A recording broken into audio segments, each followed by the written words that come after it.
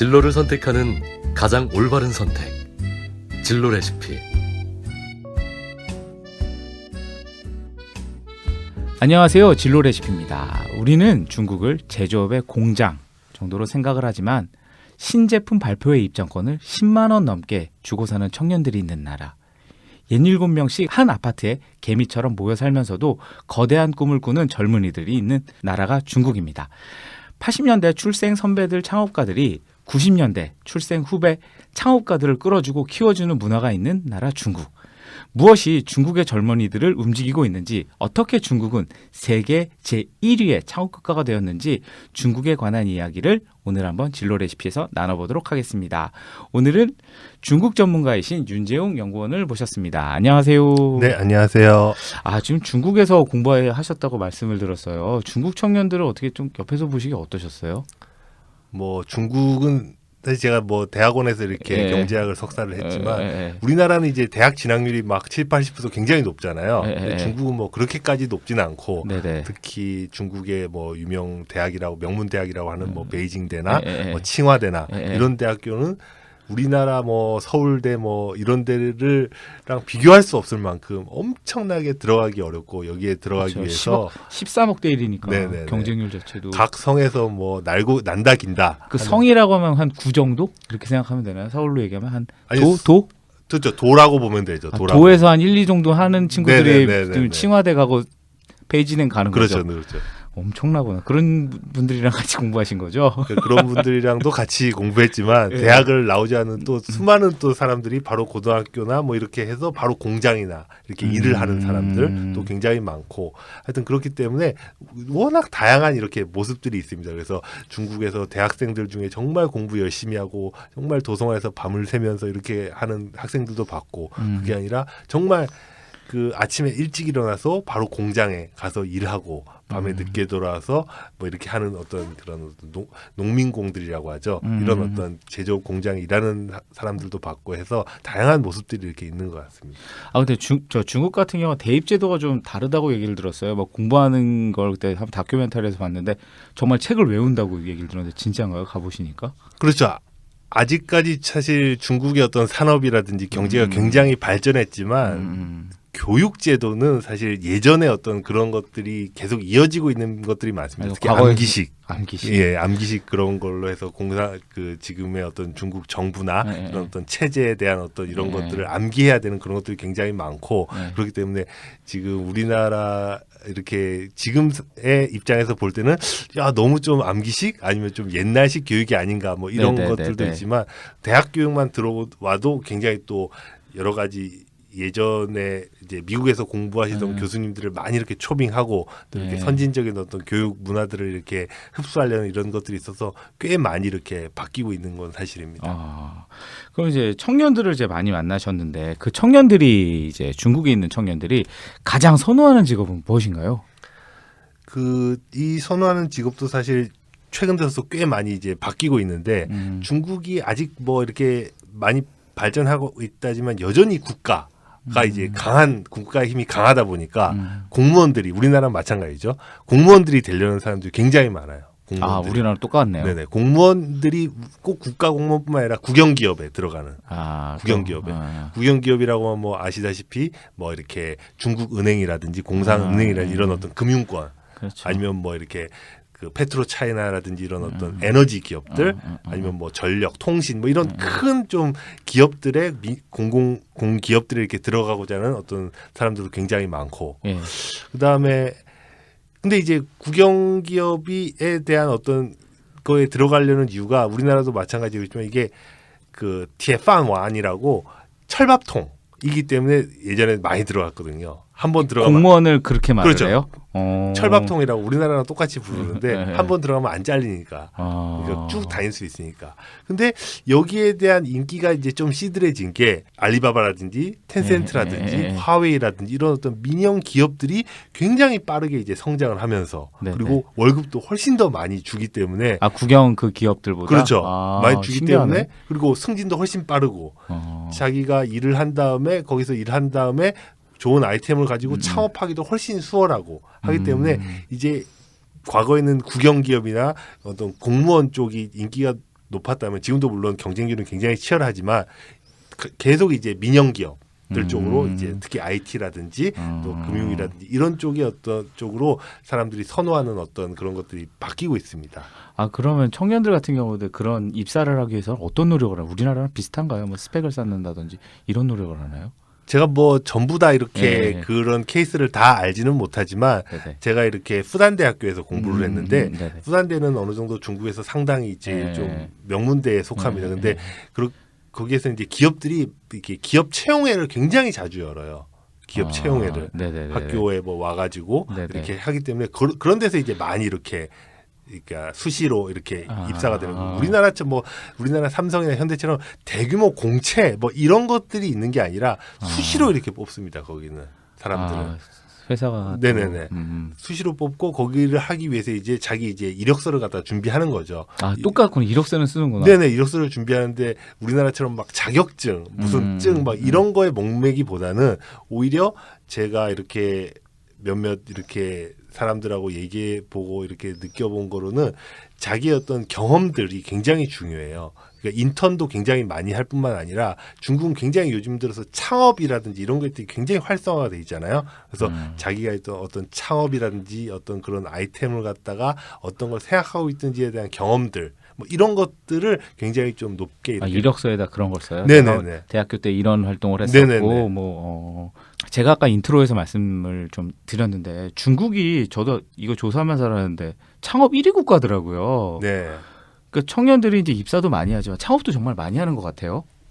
작년 통계로 따지면은 중국에서 1년에 한 530만 개 정도의 새로운 어떤 기업들이 생겨났는데 하루에 한 15,000개의 새로운 기업들이 생겨나는 겁니다. 이 정도로 어마어마한 숫자의 창업들이 일어나고 있어요. 이거는 리커창 총리가 이제 그 창업 혁신, 그러니까 창업을 통한 어떤 경제 발전의 기조를 딱 삼은 것에서부터 이렇게 창업 붐이 일어나기 시작했는데 대학생들이요? 대학생들도 있고 일반인들도 그렇고 굉장히 창업에 많이 이렇게 저기를 합니다. 왜냐하면 창업을 통해서 성공한 뭐 마윈이라든지 알리바바의 마윈이라든지 뭐 텐센트의 마화텅이라든지 뭐 이런 창업을 통해 어마어마한 부를 본 사람들을 자신의 롤 모델로 삼고 그들을 따라가려고 하는 어떤 이런 사람들이 굉장히 많아졌기 때문이에요. 근데 굉장히 우리나라랑 다른 게 우리나라는 대학가가 다 고시촌이잖아요. 그렇죠. 근데 중국은 대학가가 창업 카페가 거의 완전히 성행을 하고 있습니다. 그러니까 어떻게 보면 국가의 미래인 청년들이 어디를 바라보고 달리고 있느냐를 단적으로 보여주는 장면인 거죠. 중국의 뭐 베이징만 해도 그 중관춘이라고 중국의 실리콘밸리라고 할 수 있는 그런 곳들이 어마어마하게 커지고 거기서 자본 펀딩부터 뭐 엄청난 창업 관련된 모든 것들이 다 일어나고 있어요. 중국의 선전도 그렇고 심천.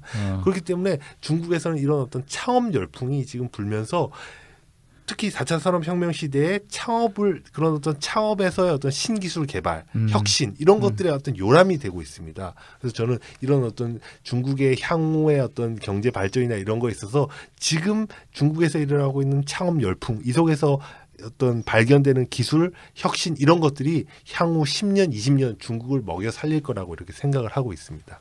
그러면 그 대학생들 같은 경우 도전할 때 뭐 예를 들자면 아까 펀딩을 얘기했는데 되게 실패 위험도 있고요. 그런 부분은 어떻게 다들 감내를 하나요? 자기가 아르바이트를 하면서 감내를 하고 있는 건지. 그러니까 중국은 워낙 시장이 크기 때문에 계속 성장하는 시장에서 10번을 실패해도 한 번 성공하면 그 이전의 실패를 모두 다 상쇄하고 남을 정도로 자기가 보상을 받는다는 확신이 있어요.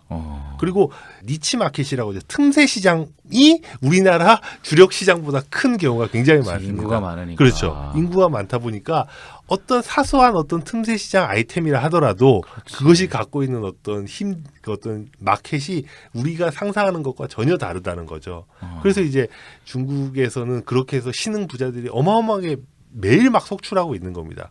그래서 제가 여기서 드리고 싶은 말씀은 뭐냐면 우리나라의 10대 부자, 30대 부자 지난 10년간, 20년간 거의 변화가 없어요. 1위부터 잘 생각해 보시면 1위부터 뭐 한 10위 다 그냥 부자가 예전에 봐왔던 부자들입니다. 그렇죠. 그리고 그 부자들은 거의 다 상속에 의한 부자들이에요. 근데 중국의 10대 부자들은 전혀 다르대요. 매년 바뀌어요. 매년 바뀔 뿐만 아니라 대부분 자수성가형 부자들입니다. 그러니까 자기 대에서 스스로 부를 일으킨 부자들인 거죠. 뭐 아시는 분은 아시겠지만 이 창업 1세대라는 건 굉장히 중요한 의미를 가지고 있습니다. 대부분 지금 마윈이나 마와텅이나 뭐 왕제린이나 이런 사람들 다 창업 1세대거든요. 창업 1세대랑 창업 3세대랑은 이게 사업을 대하는 태도가 다릅니다.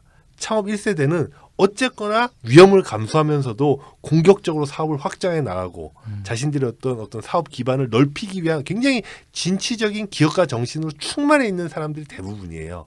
근데 보통 이제 세습형 부자들 같은 경우는 자기가 물려받은 사업을 일단 지키는 데 급급하잖아요. 그러면 사업을 대하는 태도 자체가 달라지는 거예요.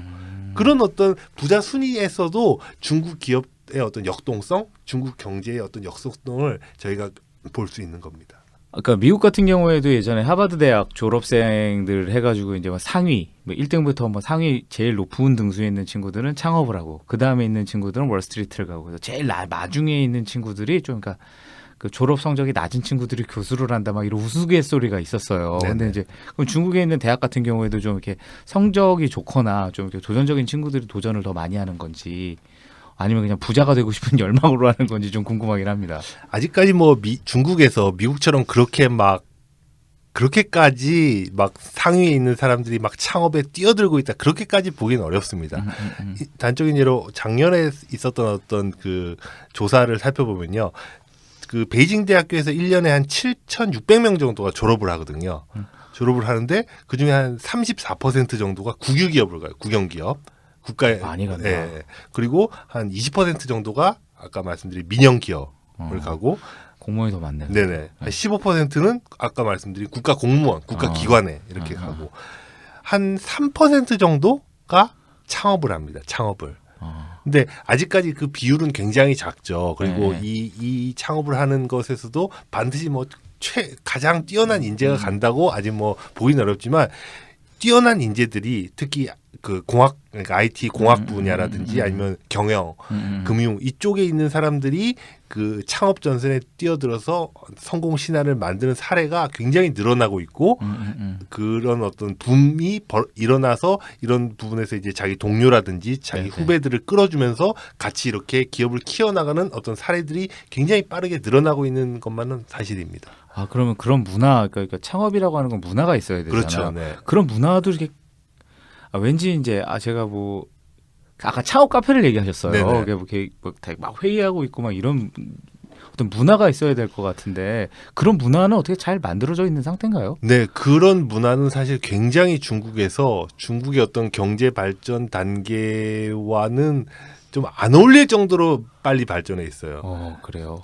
중국은 이제 막 개발도상국, 어떻게 1인당 GDP로 따지면 개발도상국 단계고 그걸 벗어나려는 단계이지만, 창업 이쪽을 보면 거의 실리콘밸리를 정말 애와 어깨를 견줄 만큼 그렇게 정말 빠르게 이렇게 발전했는데, 일단 펀딩에서부터 창업을 하려면 일단 아이템도 있어야 되지만 자금을 조달을 받아야 될 거 그렇죠. 아니에요. 근데 이 자금을 조달받는 어떤 벤처 캐피탈이라든지 그러니까요. 엔젤 투자라든지 네. 아니면 이런 부분에 있어서 상당히 발달이 돼 있습니다. 특히 뭐 벤처 캐피탈 기업들도 많이 하지만 이미 자기가 벤처 기업을 통해서 창업을 통해서 성공한 선배들이 자기가 엔젤 투자 자금을 만들어요. 펀드 기금을. 10대 20대들이 그렇죠. 아니 마윈이라든지 이런 분들이 그 샤오미의 레이진이라든지 마와텅이라든지 이런 사람들이 자기가 이런 방식으로 성공을 해놓고 보니 자기 후배들, 이 중국의 미래는 창업과 혁신에 있다고 보고 이 창업 혁신을 키우기 위해서 자기가 그 어떤 창업 펀드를 마련해가지고 새로 올라오는 어떤 기업들에 투자를 하는 거죠. 그러면서 자기가 이 투자하고 이 어떤 아이템이 굉장히 좋은 아이템이 있는데 이것이 요거가 좀 다른 아이템과 합치면 훨씬 더 시너지 효과가 좋겠다. 아니면은 어떤 자기의 어떤 플랫폼에 얹히면 뭐 위챗이나 이런 플랫폼에 얹으면 훨씬 더 잘 되겠다 싶으면 그런 거와 연결시켜 주는 거죠. 그러면서 거대한 어떤 창업 생태계를 스스로 이제 자기가 성공한 그 어떤 형식대로 만들어 주는 거죠. 어떤 그런 선배 어떤 창업 성공가들이 끌어주고 국가들도 예전에는 중국에서 기업을 하나 만든다는 게 굉장히 어려웠어요. 그렇죠. 왜냐하면 사회주의 국가다 보니까 기업을 등록하려고만 해도 막 수십 개의 서류를 들고 이관청 가고 저관청 가고 뭐 뇌물도 줘야 그렇죠, 되고 뭐 그렇죠. 이렇게 했는데 창업을 갖다가 한번 딱 하겠다고 3등 합의라고 하는데 정말 기업을 갖다가 새로 설립하는 그런 어떤 절차를 간소화시켰어요. 최소한 3일 정도 안에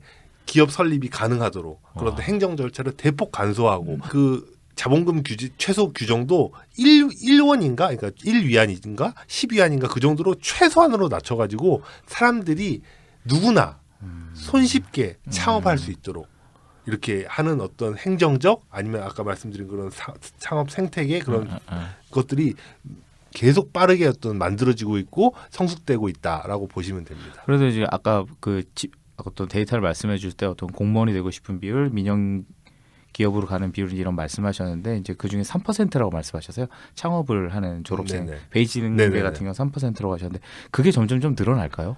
그렇죠. 왜냐하면 중국 경제가 이제 중국 정부도 지금 너무 이제 과대해진 어떤 국영 기업이라든지 어떤 이런 것들을 줄이려고 하고 있어요. 왜냐하면 더 이상 이제 국가가 예전 뭐 70년대 80년대처럼 계획해서만 이게 경제가 돌아가는 게 아니란 걸 알기 때문에 시장의 부분, 시장의 혁신과 시장의 창의성을 키우는 방향으로 가고 있거든요. 그래서 국영기업들 간의 인수합병도 하고 그래서 계속 이제 국영기업을 강하게는 만들지만 그 규모는 줄이고 있는 방향이거든요. 그러면 이제 갈수록 그쪽으로 갈 수 있는 어떤 자리는 줄어들 거 아니에요. 그렇게 되면 이제 민영기업 부분이 더 커지겠고 그 민영기업 부분에서도 내가 좀 더 실력이 있거나 좋은 아이템이 있다면 펀딩을 받기가 굉장히 수월하기 때문에 그 펀딩을 받아서 창업하려는 어떤 사람들이나 비율은 확실히 더 늘어나는 수 있겠죠. 그런데 저 중국 기업은 조금 걱정되는 게 있어요. 뭐 이게 좀 중국 공산당도 좀 체계적이고 이래가지고 좀 기업 입사를 하더라도 힘들 것 같긴 하거든요. 기업 문화는 중국 기업들의 기업 문화는 어떤가요?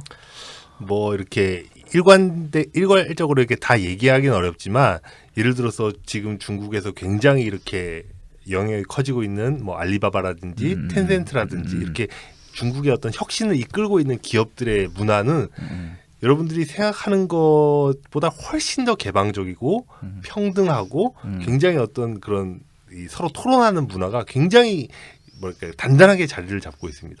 생각을 해보세요. 혁신이라는 것은 네네. 어떤 명령 하나씩 위계 질서에서 탄생하는 게 아니라 그렇죠. 서로 다른 문화를 가지고 있는 사람들이 기술을 가지고 서로 브레인스토밍이라고 하죠. 격이 없이 토론하고 이렇게 그렇죠. 할 때 그런 어떤 혁신적인 아이디어가 이렇게 만들어지고 그것이 채택이 되고 그것이 이제 집행이 되는 건데 네. 그걸 위해서 이런 어떤 그 중국의 거대 IT 기업들은 의식적으로 굉장히 평등한 어떤 그런 어떤 기업 문화를 만들었습니다. 제가 뭐 아는 사례들도 이제 막 중국에 어떻게 보면 스카우트 돼갖고 왔는데 바로 이제 팀장을 맡긴다든지 팀장을 맡겼는데 이제 막 들어온 인턴이 팀장하고 막 경론을 벌인다든지 어떤 그런 우리 한국에서는 상상하기 어려운 그런 어떤 문화들이 굉장히 있는 거죠. 그래서 조금만 능력이 있으면 바로 이제 팀장 그러니까 프로젝트 팀을 딱 태스크포스 팀을 꾸려가지고 그 팀장으로 만들어요. 그리고 딱 책임을 줍니다. 그리고 그 책임에 따르는 보상과 그런 것도 확실하고 그렇기 때문에 중국에서는 굉장히 적극적으로 자기가 그 일을 맡으려고 굉장히 노력을 많이 해요. 그래서 이게 어떤 그러니까 예를 들면 우리는 팀장 되면 뭐 일설말로 독박 쓴다고 그렇죠. 하는 그런 네네네. 게 있는데 그런 게 전혀 없이 도전적으로 다 그렇죠. 한다라는 거죠. 왜냐하면 거기에 대한 성과에 대한 보상이 확실하기 때문에 그게 사실 중국의 어떤 이런 거대한 조직도 사실 삼성 화웨이, 막 예를 들어서 삼성이랑 샤오미 이 두 개를 비교해 보면 삼성 같은 경우는 상당히 이제 거대한 글로벌 기업이잖아요. 그렇죠. 그래서 의사 결정 구조도 위에서부터 아래로 쫙 어떻게 보면 이게 좀 위계적으로 돼 있고 어떤 하나의 사업이나 거래 딜을 하더라도 굉장히 좀 이 절차가 복잡합니다. 근데 이제 중국이랑 좀 대기업이랑 이제 거래를 해보셨던 분은 아시겠지만 엄청나게 큰 대기업인데 의사결정이 굉장히 빠르다는 걸 느낄 수가 있어요. 특히 중요한 어떤 사업 딜 같은 경우는. 아까 제가 샤오미를 말씀드렸는데 샤오미도 이제 엄청나게 큰 기업이 됐어요. 한국에서도 물건 많이 들어오죠. 그렇죠. 근데 그 기업의 조직을 보면 지금도 거의 스타트업처럼 운영이 됩니다. 그러니까 간단하게. 그렇죠. 팀별로 그 위계 구조도 굉장히 단순할 뿐만 아니라 서로 부르는 호칭에서부터 그리고 자기의 어떤 사업안을 이렇게 발제하는 어떤 그것을 실행시키는 과정까지 굉장히 그 어떤 스타트업 기업에 준할 정도로 굉장히 단순하면서도 어떻게 보면 이렇게 소통이 굉장히 빠르게 되게 그래서 혁신적인 어떤 트렌드나 흐름들을 바로바로 따라잡을 수 있는 그런 것들이 기업 조직과 문화에 이렇게 딱 갖춰져 있는 거죠. 그래서 크기로 보면 한국의 대기업 글로벌 기업과 크기로 보면 뭐 아직 삼성전자가 훨씬 크죠. 그런데 중국의 굉장히 커 보이는 기업들도 실제 내부를 들어보면 굉장히 단순하다. 그렇죠. 벤처 기업화된 그러니까 스타트업적인 그런 어떤 기업 구조나 문화를 갖고 있는 경우가 많아서 사실은 굉장히 좀 놀라울 때가 있습니다. 그러니까 애플 같은 경우에도 뭐 5개인가 6개 조직으로 나눠진다고 겨우 네네. 그렇게 얘기를 하시는데 저희도 방송 중계하면서 중국 얘기를 하면서 미래를 꿈꾸게 될 줄 몰랐어요. 제가 아마 저희 방송을 들으시는 분들 중국 얘기하는데 이거 미래 얘기 아니야? 뭐 이런 생각 들으실 분도 있을 것 같아요. 저희가 지금 중국 얘기를 나누고 있는데요. 그렇다면 중국 경제의 방향 좀 너무 어려운 질문일 수도 있는데 어떻게 흘러갈 것 같으세요? 그래서 좀 전에도 말씀드렸듯이 한국의 많은 사람들이 아직도 중국을 삼국지의 눈으로 바라보고 있어요. 그렇죠. 그렇죠. 삼국지를 워낙 많이 읽기도 하고. 그러니까 그렇죠. 뭐 예를 들어 베이징의 그 고궁이나 뭐 이런 데 가서 그런 어떤 예전의 어떤 중국의 모습 그 프리즘으로 중국을 바라보고 중국에서 일어난 일들을 판단하는 일이 굉장히 많습니다. 그렇죠. 물론 그것도 일면은 사실이고 진실이죠. 근데 지금 중국은 그것과는 또 다른 모습 속에서 굉장히 빠르게 변화하는 모습들이 있습니다. 그것은 또 다른 눈으로 봐야 되는데 저는 이걸 올드 차이나와 뉴 차이나라고 두 개를 구분해서 보는데 이 올드 차이나의 부분만으로 중국을 바라보면 이해가 안 되는 면이 너무 많아요. 예를 들어서 지금 중국에서 아까도 말씀드렸다시피 첨단 산업에서 중국이 굉장히 빠르게 굴기하고 일어서고 있는 모습들을 보면서 아니 저렇게 짝퉁 산짜이라고 하죠. 짝퉁의 나라 뭐 이렇게 다 베끼고 막 하는 그런 나라에서 어떻게 저런 걸 만들 수 있지라고 하는 이런 것은 그 올드 차이나의 시각으로 자꾸 뉴 차이나를 해석하려고 하기 때문에 제가 볼 때는 이렇게 생각이 된다고 생각하거든요. 투자나 아까 일부에서 말씀드렸던 것처럼 투자나 수출에 의존한 성장으로만 계속 이렇게 성장할 것이다라고만 본다면 지금 중국 경제 성장률이 떨어지는 걸 보고 야 중국은 위기다. 중국은 앞으로 진짜 뭐 망할 수도 있다. 뭐 이런 생각을 하셔요. G2는 끝났다. 네네네. 뭐 그런 얘기 많죠. 제가 드리는 말씀은 중국이 뭐 경제 위기라든지 이런 걸 안 맞는다는 소리가 아니에요. 언젠가 경험하겠죠. 미국도 그랬고 모든 국가는 성장하는 과정에서 그런 것들을 한두 번씩 맞으면서 성장을 합니다. 성숙해가고. 중요한 것은 이 GDP 성장률이 떨어지는 그 자체가 아니라 그 안에 구성물들이 어떻게 바뀌고 있는지 그 방향이 맞는지를 여러분들이 보셔야 된다는 거예요. 그것이 과연 지속 가능하고 미래 산업의 변화와 혁신에 걸맞는 수준으로 가고 있는지를 봤을 때 저는 중국 정부와 중국 기업가들이 명확히 그 어떤 방향성을 인지하고 있고 그 방향으로 굉장히 빠르게 그 쫓아가고 있다고 생각하기 때문에 제가 생각할 때 중국 경제는 앞으로 한국 경제뿐만 아니라 이 글로벌 경제에 있어서 더욱더 그 어떤 영향력이나 이런 것들이 높아질 것이라고 이렇게 생각을 합니다. 지금 중국 이야기를 하다 보니까 좀 너무나 좋은 얘기 많이 들은 것 같아요. 중국을 저도 오해하고 있었고 저는 올드 차이나에 아주 익숙한 올드맨이었던 것 같습니다. 오늘 저 연구원님 나오셔서 너무 말씀 감사합니다. 저희도 그렇고 저도 그렇고 중국에 대해서 많은 오해가 있었습니다. 새로운 길을 찾기 위해서는 있는 그대로 볼 수 있는 해왕과 지식이 필요합니다. 그리고 중국 같은 경우에는 뉴 차이나를 바라볼 수 있는 능력도 필요한 것 같습니다. 손에 잡히지 않았던 정보들을 많은 학부모님들이 이해할 수 있도록 더욱더 노력하는 진로 레시피가 되겠습니다. 지금까지 진로 레시피였습니다. 감사합니다.